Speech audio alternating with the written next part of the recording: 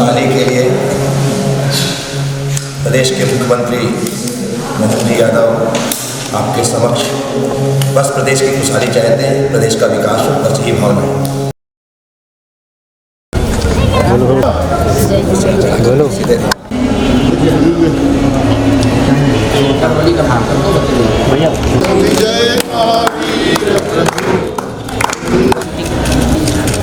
मानवीयता को प्राप्त हुई है और जिस तरह से जन कल्याण के साथ आस्था और धर्म और अध्यात्म की प्रेरणाओं को आपने अपने हृदय में स्थान दिया है। हम ऐसे अद्भुत व्यक्तित्व का बहुत बहुत अभिनंदन करते हैं। यह अद्भुत वक्तृता देता है, एक ऊर्जा देता है जो श्रवण संस्कृति के साक्षात दिवाकर है। और आज बेशक आसमान में कोहरा घना, मगर जब आचार्य श्री प्रज्ञा सागर जी कहा उज्जैन में दक्षिण क्षेत्र में तपोभूमि, दक्षिण क्षेत्र में मोहन यादव जो कि हमारे अपने मुख्यमंत्री, यानी कि इनका मुख्यमंत्री बनना मोहन जी को खुशी हुई या नहीं हुई मुझे पता नहीं, लेकिन मुझे तो बहुत खुशी हुई। मैं इतना खुश कि जिस दिन रिजल्ट आया उस दिन मेरे सामने बैठे हुए लोग देख सकते थे कि मैं कितना खुश हूं मेरे मोहन जी के मुख्यमंत्री बनने पर। इसलिए आज मोहन जी यहां पर हैं। 1 महीना नहीं हुआ भी शपथ लिए, लेकिन सही पथ पर चल रहे हैं। और आज भगवान महावीर स्वामी के पावन श्री चरणों में, उनकी छत्र छाया में, उनका कृपा, उनकी करुणा प्राप्त करने के लिए वे यहाँ उपस्थित हैं। वे यहाँ आए ना आए, मैं तो 24 घंटे मोहन जी को आशीर्वाद देता हूँ। उनके हाथ ऐसे जुड़े ना जुड़े दिखाई दें, लेकिन मुझे पता है कि उनके हाथ ऐसे ही जुड़े हुए हैं, इसलिए लगातार मेरा आशीर्वाद मोहन जी के साथ रहता है। आप देख रहे हैं यहाँ पर ये कहां से सीखा इन्होंने?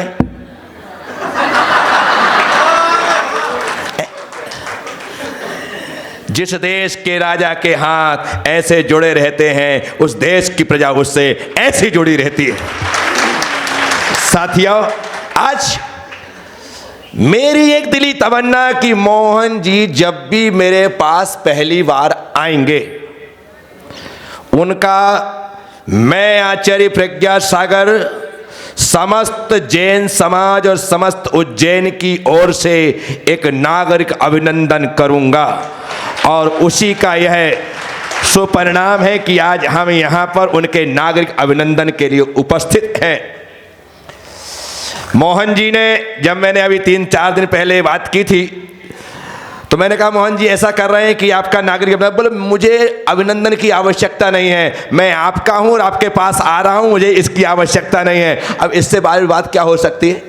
निश्चित तौर पर उन्होंने बात कही, मैंने कहा नहीं, आप यहां पर आएंगे तो सकल जैन समाज और सकल उज्जैन की ओर से एक अभिनंदन तो बनता है, और वही अभिनंदन करने के लिए आप हम सब यहाँ पर उपस्थित हैं। सबसे पहले मोहन जी के माथे पर तिलक लगना चाहिए, और वह तिलक भी भगवान महावीर के नाम का, वह तिलक भी महाकाल के नाम पर लगाया जाएगा। और तिलक लगाएंगे अशोक जी जैन चाय वाला, सामाजिक संसद के अध्यक्ष और तपोभूमि के संस्थापक अध्यक्ष भाई अशोक जी। और साथ में वो साफा दो भाई, नहीं यहाँ पे यही लगा ना, नहीं वो तो स्वागत नहीं करना पड़ेगा, अभी यहाँ लगा से साफा तिलक लगाकर और एक शाही पगड़ी दिनेश जी को पहनाकर भी श्री अशोक जी जैन चाय वाला सम्मान करेंगे सकल दिगंबर जैन समाज की ओर से।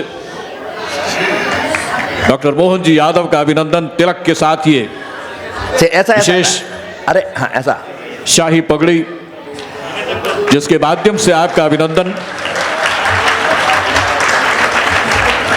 वो व्यक्तित्व जो हम सब के हृदयों में उपस्थित तमाम भावनाओं का जिन्होंने हमेशा अभिनंदन किया है, उन्हीं का आज हम अभिनंदन कर रहे हैं। नाम लिखा उन पास। और ये कह रहे हैं कि चिराग हो के न हो दिल जला के रखते हैं, हम आंधियों में भी तेवर बना के रखते हैं, मिला दिया है पसीना भले ही मिट्टी में, पर अपनी आंख का पानी बचा के रखते हैं। ऐसे व्यक्तित्व के अभिनंदन में हम सभी उनका तिलक लगाकर साफा पहनाकर हमने अभिनंदन किया है।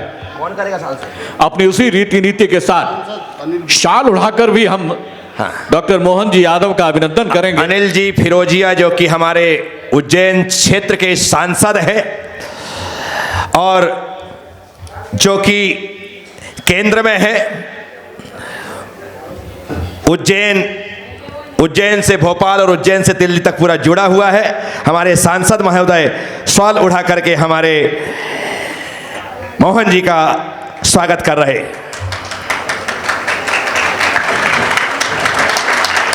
आगे बोलो, दुपट्टा हो गया। शाल उठाकर सांसद महोदय ने उनका अभिनंदन किया। यहाँ पर हमारे विधायक अनिल जी जैन कालूहेड़ा उत्तर क्षेत्र से विधायक हैं और जैन समाज का प्रतिनिधित्व कर रहे हैं। पहली बार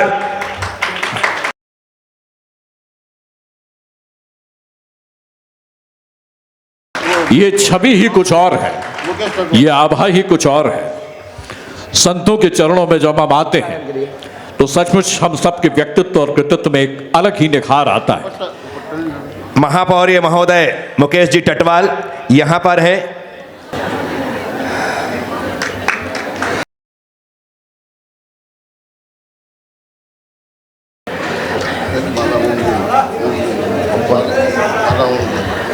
ओम जी जैन एक माला पहनाए।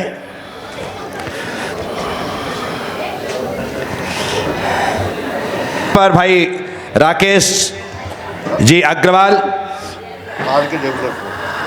कपिल यारदे, शैलेश कलवाड़िया, नरेश भंडारी, ये चारों लोग यहाँ पर आकर के विशेष माला पहनाए। और इनके साथ ही भाई नवीन जी जैन गाजियाबाद, नवीन जी जैन गाजियाबाद, नवीन जी जैन गाजियाबाद।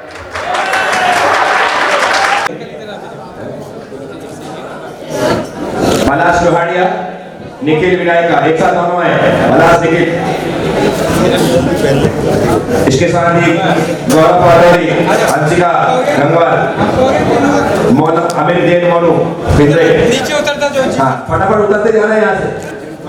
हसगौरी गांधी इंदौर से यहाँ पर उपस्थित है। बादल यदुवंशी थे और यदुवंशी भगवान जगन्नाथ पे तो हमारे भाई से तीर्थंकर है। तो जब जगन्नाथ हमारे तीर्थंकर है तो निश्चित तौर से यादववंशी मोहन जी हमारे इस समाज से, इस जैनत्व से बहुत बड़ा रिश्ता और नाता रखते हैं। इस उपलक्ष्य में यहाँ पर सकल जैन समाज मध्य प्रदेश की ओर से अशोक जी के साथ, अशोक जी चावला इन्हें माला गौरव की उपाधि से अलंकृत कर रहे हैं। आप इनके सम्मान में जोरदार तालियां बजाएं। लगातार बनी रहे। बहुत ही अच्छा। यहाँ पर अरुण ऋषि अपनी भेंट कर दो, आइएगा, आ जाइए। कितने वर्षीय है और राजा महाराजाओं को भेंट समर्पित की जाती है। क्या समर्पित की जाती है? और भेंट में फल से अच्छी कोई चीज नहीं होती ताकि फल देकर के फल मिले। तो मोहन जी आपको थोड़ी देर खड़े रहना पड़ेगा। ये सभी लोग आपको 58 फोटो खींच रहे हैं, वो खींचते जाएंगे। आपको कैसे बढ़ते जाए, देते जाए, बढ़ते जाए। बड़ा थोड़ा सा सावधानी चलिए, सावधानी से बैठते जाए, पहुंचते जाए। जिम्मेदारी ले लो, पढ़ लो। हाँ बहुत सुंदर। अब माता जी के पास आगे लोग से आशीर्वाद देते हुए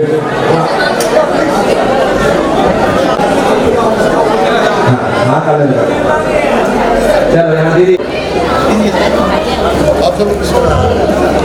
कर्तव्य के लिए अपने दायित्व बोध के साथ अपनी जिम्मेदारी। मैं कहता हूँ ना बिल्कुल दावे से, मोहन जी मेरे हैं और मैं मोहन जी का हूँ। सबसे पहले प्रदेश के मंगल के लिए ये मंगल कलश जो कि पूरी तरह से आप अपने मुख्यमंत्री निवास में रखें, जहां रखें, मंगल कलश आपके प्रदेश के मंगल के लिए।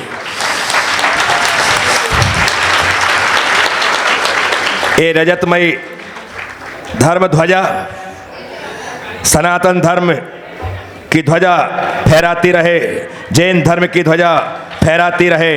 बस यह ध्वजा अहिंसा की ध्वजा हो, शाकाहार की ध्वजा हो। ये आपको मेरे द्वारा ये मंगलमय ध्वजा।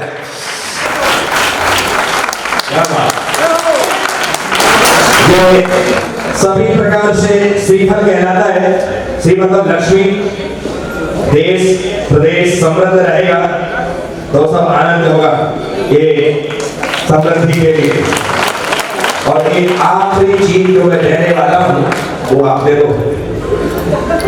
सभी जन थाम कर बैठिए। मोहन जी, अब जो चिन्ह दिया जा रहा है, आला कमान ने अर्थात मोदी जी ने, अमित जी ने आपको जो दायित्व दिया है वो बड़ा दुरूह है, लेकिन उन्हें पता है कि मध्य प्रदेश के इस कठिनतम कार्य को यदि सरलता से कोई कर सकता है तो वह है मोहन यादव। और उन्होंने यह दिया है, आप धर्म से जुड़े हैं, भारतीय संस्कृति से जुड़े हैं, सभ्यता से जुड़े हैं और संस्कार से जुड़े। आपकी मां ने, आपके पिता ने अपनी घुटी में घोंट घोंट करके आपको संस्कार पिलाए और उसी का परिणाम है कि आप मध्य प्रदेश के यशस्वी मुख्यमंत्री हैं और हमें गर्व है आपके मुख्यमंत्री होने पर। मैं जैनाचार्य प्रज्ञा सागर आपको अपना मानते हुए आपको, क्योंकि मोदी जी ने और अमित जी ने तो आपको सिंहासन दे दिया, लेकिन वह राज सिंहासन धर्म और न्याय के साथ संचालित हो, इसके लिए मैं धर्माचार्य होने के नाते आपको एक धर्म दंड प्रदान करता हूं। धर्म दंड, ये धर्म दंड आपके पास सदा सदा रहेगा। धर्म आपकी रक्षा करेगा, आप धर्म की रक्षा करेंगे और ये धर्म का परंपरा अंतिम समय तक चलता रहेगा। बस इस भावना के साथ यह धर्म दंड जो न्याय की प्रतीक है, धर्म की प्रतीक है, बस मैं आज अपने चहेते माननीय मुख्यमंत्री मोहन जी यादव को यह धर्म का दंड इस बात से देता हूं कि आपकी छत्र छाया में मध्य प्रदेश दिन दूनी रात चौगनी वृद्धि करता रहे। बस यही भावना भाते हुए भगवान महावीर स्वामी से, और जिस नगरी में महाकाल है उस महाकाल की नगरी के आप बेटे हैं। लोग कहते हैं महाकाल की नगरी में कोई राजा रात नहीं रुक सकता। 100% कोई राजा रात नहीं रुक सकता, लेकिन बेटा तो रात रुक सकता है। क्या बात है, क्या बात। ये राजा नहीं है, बेटा है, और महाकाल का बेटा उनके चरणों में रात क्या पूरा जीवन समर्पित करने के लिए है। इसलिए ये धर्म दंड आपके हाथ में।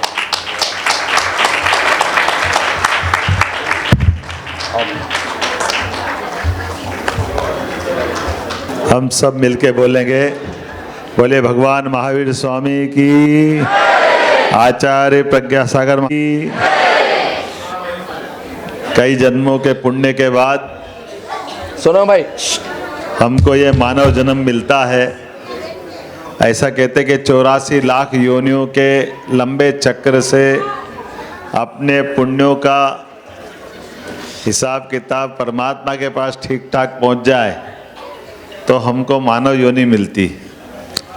और इस मानव योनि में आकर के फिर दो धाराएं निकलती है। एक धारा हमको लोभ लालच अपने स्वार्थ की तरफ ले जाती है और एक धारा हमको देव मार्ग की तरफ भी ले जाती है।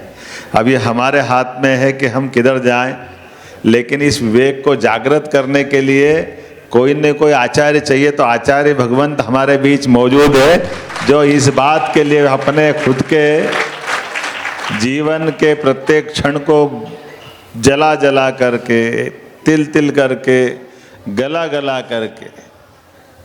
मनुष्य का जन्म तो हम सब जानते हैं जिस रूप में होता है, लेकिन मनुष्य के बनने के साथ जैसे जन्म होता है क्रमशः दुनिया में अपनी आँख जमती जाती है, तो नाना प्रकार के आकर्षण, नाना प्रकार के लोभ प्रलोभन, पता नहीं कितने प्रकार के दुनिया के आडंबर, वो सबसे घिरी हुई दुनिया हमको अपनी उस आँखों पे पर्दा डालने का काम करती है।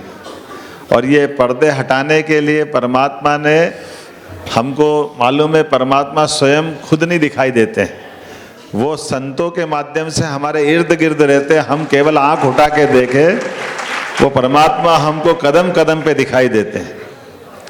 और हम सब अपनी उस दृष्टि को चाहे तो जिस रूप में देखें, अदरवाइज वो दिव्य दृष्टि होती जिसमें हम किस संत में देवत्व को देख लें, और देवत्व देखें तो निश्चित रूप से देवत्व से मोक्ष की तरफ भी जाते हैं। अब ये अलग बात है, मैं बड़े कठिनाई के दौर से भी निकल रहा हूँ। मैं एक के बाद एक माला पे माला पहनता जा रहा, मैं समझ रहा था कि इसका वजन कितना है, वो वजन उठाने लायक मैं नहीं हूँ। एक फल के लिए दुनिया तरसती है, और जिसको 58 तरह के फल मिल जाए वो कहाँ जाके खड़ा होगा। लेकिन फल में एक ही फल, पुण्य मार्ग का फल, मोक्ष मार्ग का फल, बाकी तो लौकिक फल है। हम सब जानते हैं कि ये जो दुनिया है, जो संसार है, जिस जगह पे हम हैं, परमात्मा की कितनी अद्भुत लीला है।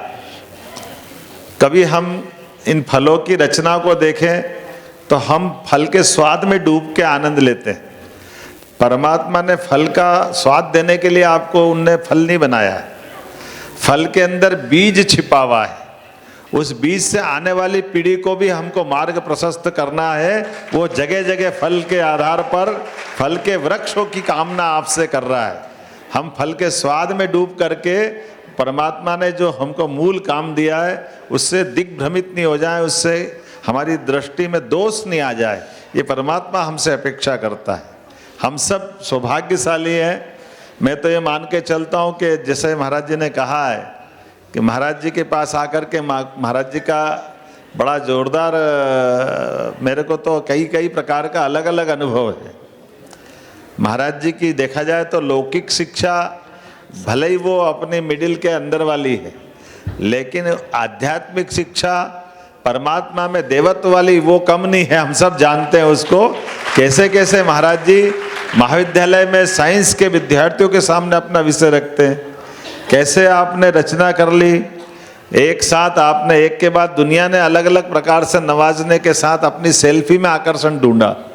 फल तो दे रहे थे, लेकिन फल से ज़्यादा कीमत ले रहे थे कि थोड़ा फोटो आ जाना चाहिए, ढंग से आ जाना चाहिए, मेरा तो आया ही नहीं, दूसरी बार फिर लाओ, एक और बार कराओ। फल तो फल है, लेकिन सुफल अपने मन में बिठा के आए थे कि एक सेल्फी हो जाएगी तो अपने काम आएगी। मेरे को मना नहीं है, वो भी होना चाहिए, लेकिन ये सत्य बात है कि जो क्रम से अभिनंदन करने की बात की, कितनी छोटी सी बात है, लेकिन इस बात में कितना सार छिपा हुआ है। जियो और जीने दो, इसी में सारी सृष्टि की रचना का सारा सार आ जाता है।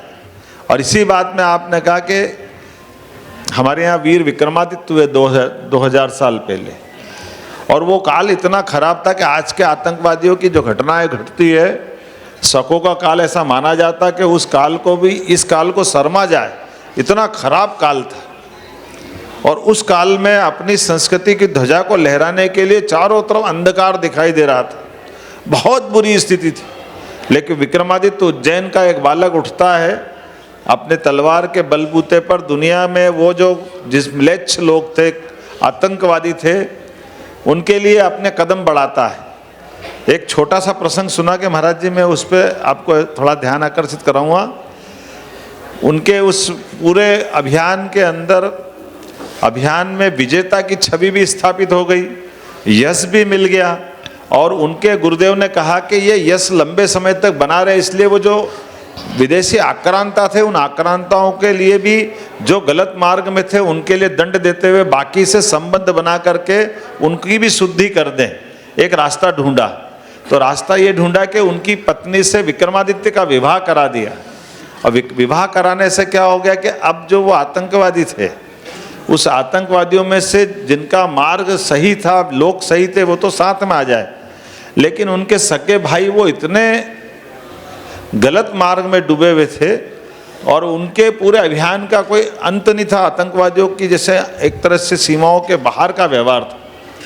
और जब उनको पकड़ के लाया गया, विक्रमादित्य के सामने खड़ा किया और विक्रमादित्य से जैसे ही कहा कि भाई ये जिनने इतना अपने देश के साथ गद्दारी का काम किया, निरपराध लोगों के साथ प्राण के से लेकर के अंग भंग का कितने प्रकार की घटना करी है, तो ऐसे लोगों के लिए क्या किया जाए। तो उनकी पत्नी जिससे उसका विवाह हुआ था वो खड़ी हो गई कि जो भी है इनको माफ़ करो, ये मेरे सगे भाई हैं और मैं उम्मीद करती हूँ कि आप मेरे पति हो तो मेरे भाइयों की रक्षा करोगे और आप इनको मौका दोगे। तो महाराज उनने जो उस समय एक वाक्य बोला वो आज भी हमारे काम का है। उनने कहा कि नहीं, तुम मेरी पत्नी भले ही हो सकती हो, लेकिन मैं देश के मार्ग पर ऐसे कुमार्गी लोगों के लिए अगर दया दिखाऊंगा तो ये मेरे बैठने के उस सिंहासन का भी अपमान होगा। और सरल सूत्र में बोला कि अगर आपको ये मेरा न्याय पसंद हो तो तुम परिवार में रहना चाहो तो रहो, नहीं तो तुम्हारा मार्ग स्वतंत्र है। जो दया देता है वो दया का पात्र है, जो दया की कल्पना नहीं करता उसको दया नहीं मिल सकती है। इसलिए उन्हें उसको तुरंत दंड देते हुए अपने सगे सालों को हाथी के पांवों के नीचे वहीं कुचलवा दिया, उसी क्षण प्राणांत करके उन्हें सजा दे करके ये जो अपना न्याय शास्त्र का सिद्धांत है उसको प्रतिपादित करने का प्रयास किया। हमारे लिए ऐसे एक नहीं अनेकानेक दर्शन छिपे हुए, कई दृष्टांत छिपे हुए। उन सारी बातों को करेंगे तो विषय लंबा हो जाएगा। लेकिन आपने कहा कि मैं मुख्यमंत्री, तो मैं तो मंत्री का ही अर्थ नहीं समझता हूँ। अभी मुख्यमंत्री का कब समझूंगा ये बड़ा कठिन है। लेकिन ये मंत्र आता है कि अपने हाथ से परमात्मा भूल से नींद में भी गलत काम नहीं करवाए, सबके लिए सेवा करवाए, सबके लिए जो अच्छा हो सकता जरूर कराए। और माननीय प्रधानमंत्री जी ने जिनका आपने चित्र लगाया है, बहुत अच्छी बात कही है। आज के नाना प्रकार के जातिवाद के युग में जो उनने जवाब दिया है कि केवल 4 ही जातियाँ हैं, किसान, गरीब, युवा, महिला, ये 4 ही जातियाँ, और इन चारों के उत्थान के लिए अपन काम करते जाएं। ये मंत्र समझ में आया तो मैं अपने आप को लगेगा कि जो नया दायित्व मिला उसका निर्वहन कर लूँगा। मेरी अपनी ओर से, चूँकि मैंने पहले भी निवेदन किया है कि आपने जिनके मंदिर का निर्माण कराया उनने इस राजसत्ताओं के सारे सुख से अपने आप को विरत करते हुए, एक तरह से सरल भाषा में लात मारते हुए कि ये तमाम प्रकार के आकर्षण में सुख नहीं है। सुख तो जनता के बीच में जाकर के उनके दुख दूर करने में है, अपने जीवन का क्षण क्षण लोगों की सेवा में है। और उसके पीछे छिपा हुआ मार्ग, मेरे जीवन में कष्ट जितने आना चाहे आए, लेकिन उन कष्टों से मैं परमात्मा के लिए उस साधना के मार्ग पे जाऊं। ये जो उनका अमिट भाव है, ये भाव हमारी सनातन संस्कृति को लगातार बनाए रखता है। इसीलिए दुनिया की सारे देशों की इतिहास की अगर बात करें तो वो सब समाप्त हो गए। इकबाल ने कहा कि कुछ बात है कि हस्ती मिटती नहीं हमारी, तो वो कुछ बात है यूनान, मिस्र, रोम, पता नहीं कितनी प्रकार की सभ्यता आई और गई, लेकिन ये हमारे लिए परमात्मा की कृपा है। इस देश को भगवान ही चलाते हैं और भगवान हमको ये सारी प्रेरणा देते हैं, और ऐसे संत हमारे बीच रहते हैं तो हमारी धर्म ध्वजा लहराती रहती है। मैं पुनश्च अपने हृदय के अनंत आखिरी तल से भी, अब मैं गिनती तो क्या करके बताऊं, लेकिन मैं अंतरतम गहराई से आपके प्रति वंदन करता हूं, अभिनंदन करता हूं। और निश्चित रूप से आपने जो मार्ग बताया है, धर्मदंड भी दिया है, मंगल कलश भी दिया, ध्वजा भी दी, और आपने अपना सारा समूचा जीवन का सार भी दे दिया है। इसी के आसपास घुमाता रहूँगा जो आपने शिक्षा दी है। निश्चित रूप से सरकार यही चलती रहेगी, आपका आशीर्वाद मिलता रहे। एक बार फिर वंदन, अभिनंदन, आपका आशीर्वाद मुझे मिले। बोलिए महावीर स्वामी भगवान की, आचार्य प्रज्ञासागर भगवान की। मैंने तो जीते जी आपको उस रूप में माना है, मैं सदैव मानता रहूँगा। पुनः प्रणाम।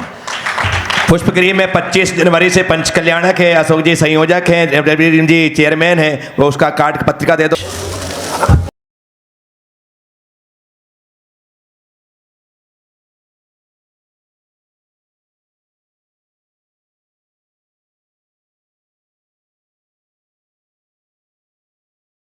इसको ऐसा करो ना।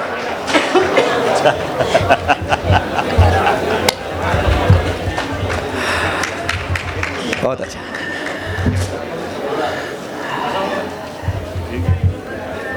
मैं एक और थोड़ी सी बात थोड़ा मेरे ध्यान में बाद में आई है, आपसे निवेदन करना चाहता हूँ। महाराज जी को राजकीय अतिथि का दर्जा देने की मैं यहीं से अपने शासन की व्यवस्था में घोषणा करता हूँ।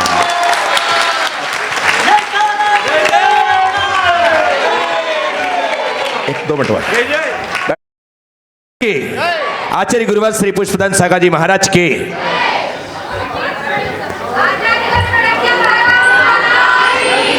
बस 2 मिनट का प्रवचन। मोहन जी, ये भगवान महावीर स्वामी का 2550वां निर्वाण महोत्सव चल रहा है। ये भगवान महावीर स्वामी का 2550वां निर्वाण महोत्सव चल रहा है और जैन समाज निश्चित तौर पर जब भी ये 25, 50, 100 ऐसे अवसर आते हैं, जैसे कि देश ने भारत का अमृत महोत्सव मनाया है, भगवान महावीर स्वामी के 2550वें निर्वाण महोत्सव के अवसर पर मध्य प्रदेश में ऐसे 50 काम कम से कम हों जैन समाज के लिए कि जो एक हमेशा के लिए वो एक 2550वें निर्माण महोत्सव की याद बन जाए, ऐसी हम भावना भाते हैं। किसी प्रकार की अपेक्षा नहीं रखते हैं। जैन समाज तो ऐसा समाज है कि जो सदैव देश के, प्रदेश के, शहर के सर्वांगीण विकास के लिए अपना तन मन धन न्यौछावर करती रही। आज हमें गर्व है कि आपने जैसे ही मुख्यमंत्री पद की शपथ ली, सबसे पहले वो काम किया जिस काम के लिए जैन समाज सदा से सोचती थी। जितने भी मांस साग की दुकानें हैं वे दूर हो जाएं, खुले में ना लगे, ये हमारी पहली मांग थी और आपने पहले ही दिन ये काम करके निश्चित तौर पर हमें जो खुशियां दी हैं उसे हम कभी भूल नहीं सकते हैं, क्योंकि ये आज की सबसे बड़ी आवश्यकता है। निश्चित तौर पर उज्जैन एक ऐसा शहर है, मध्य प्रदेश एक बहुत अच्छा प्रदेश है जहां पर लगातार गतिविधियां होना चाहिए। ये शराब की दुकानें भी जो आजकल बीचों बीच है, जैसा आपके यहाँ प्रावधान है, वो कम से कम सड़क से 50-100 फुट अंदर हो, तो उसमें भी आपको ध्यान देना है। पूरी तरीके से सुशासन जो आप लेकर के चल रहे हैं कि अभी हमने देखा कि कलेक्टर ने यदि ड्राइवर को कुछ कह दिया तो तुरंत एक्शन, यही चाहिए। सुशासन इसी का नाम है, ये सुशासन आना चाहिए।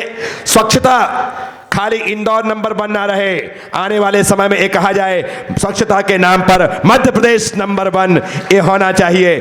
शांतिपुनी आश्रम जहां पर श्री कृष्ण, बलराम और सुदामा ने पढ़ा है, पूरे मध्य प्रदेश में जगह जगह कॉलेज आदि के निर्माण हो, हर जिले में उसका प्रयास, क्योंकि आप उस क्षेत्र पर हैं।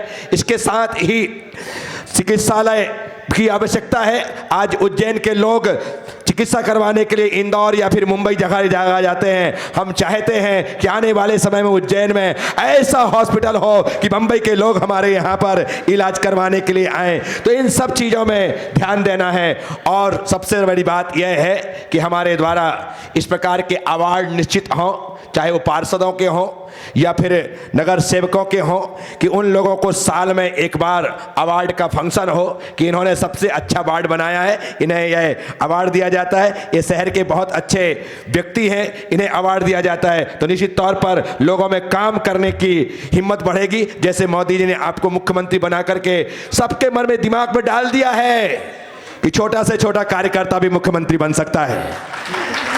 ये बड़ी बात है। बस हमें इसी क्षेत्र में आगे बढ़ना है और हम उम्मीद विश्वास रखते हुए कि आपके नेतृत्व में जो कुछ भी होगा सब कुछ अच्छा होगा, अच्छे से अच्छा होगा, बहुत अच्छा होगा, सारे देश से सबसे अच्छा होगा। बस यही हमारी भावना है। एक बार फिर से बहुत बहुत आशीर्वाद मोहन जी को।